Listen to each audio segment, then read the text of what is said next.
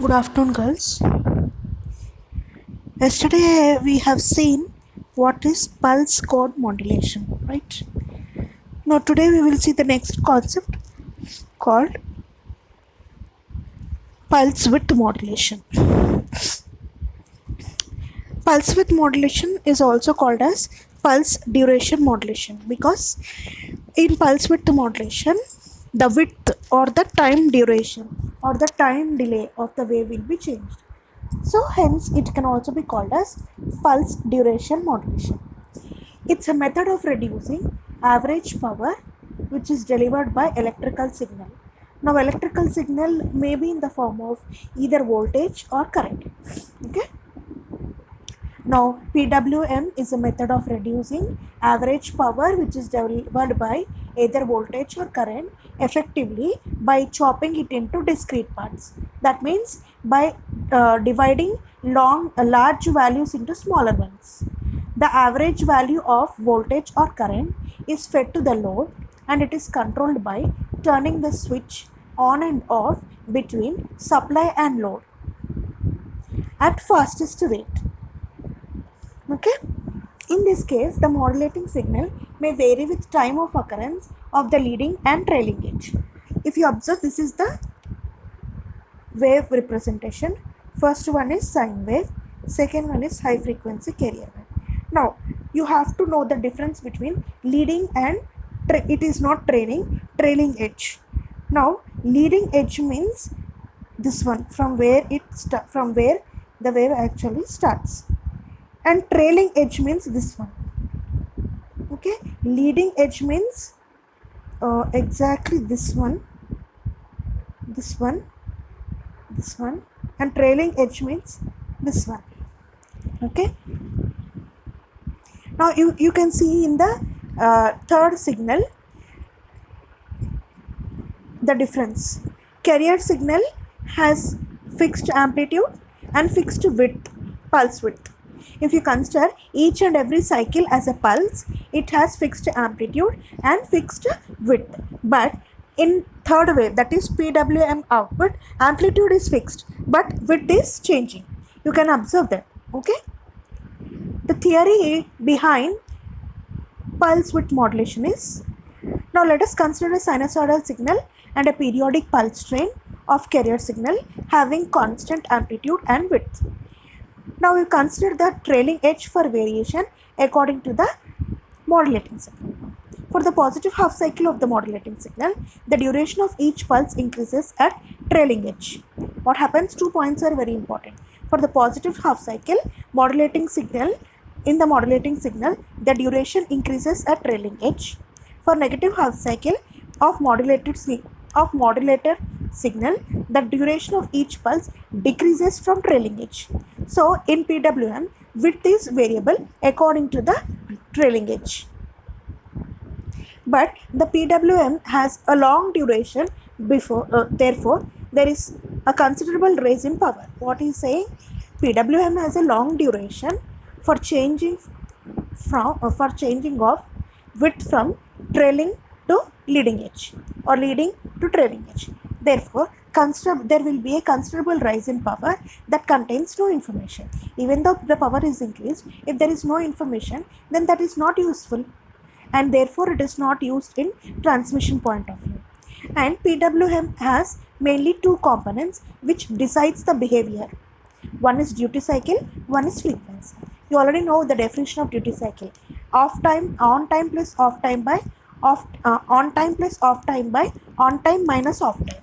Duty cycle describes the amount of time the signal remains in high state as a percentage of total time takes place as the percentage of total time it takes to complete one cycle, whereas frequency determines how fast the PWM will complete one cycle, and therefore how fast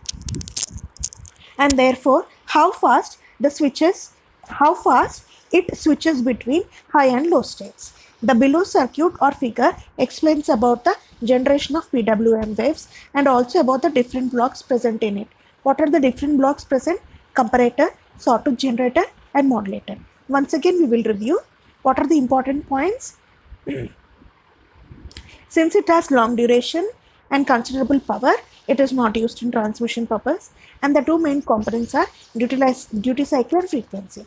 Duty cycle represents the amount of time the signals remains high as a percentage of total time it takes to complete one cycle, and also frequency determines the speed in which it completes one cycle. The below circuit contains three block systems. What is the below circuit? Generator of PWM. It contains comparator, sawtooth generator, and a modulator. Like this. Modulator will have two inputs. One is message signal, one is carrier wave, and the output of modulator will be PAM. Now, along with PAM, sawtooth generator output, that is ramp signal, both combinedly are given to a comparator, where non-inverting terminal contains PWM, PAM signal, and inverting terminal contains ramp signal. Okay. Now, the comparator output is nothing but PWM signal. Observe one thing, PWM is generated from PAM.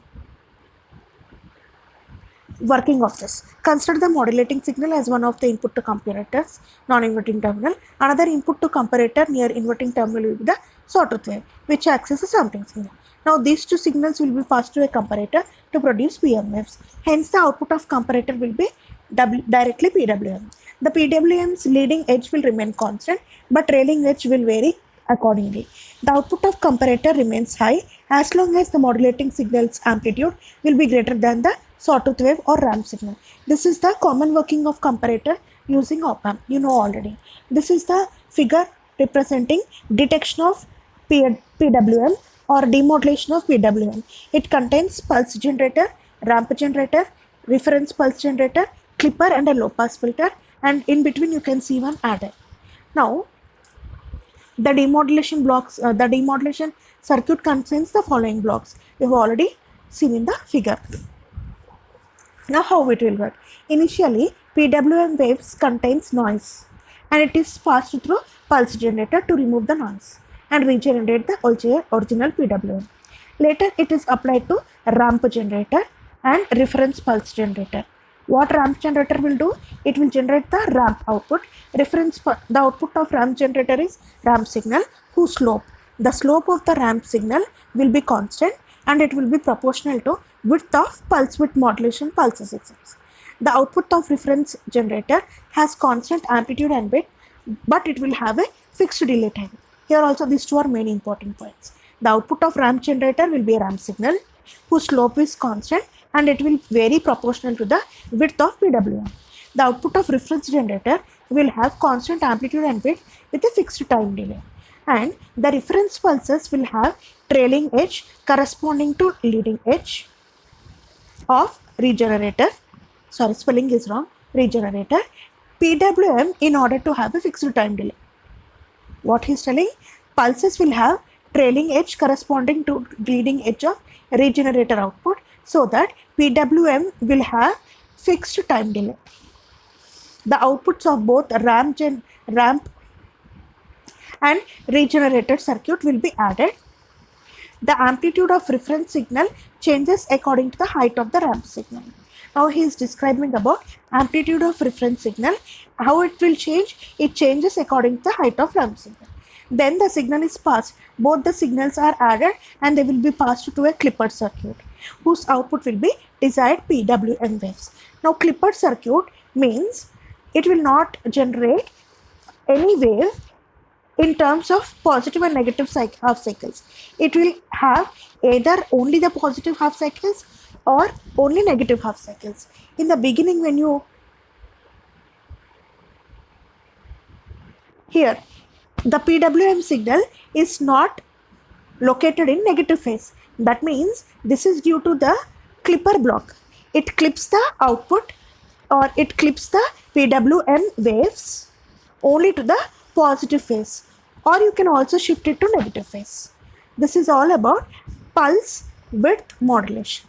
Depending on pulse width modulation, we will learn the next concept called pulse position modulation, which is generated from pulse width modulation, whereas pulse width modulation is generated from pulse amplitude modulation. Okay. Thank you, guys.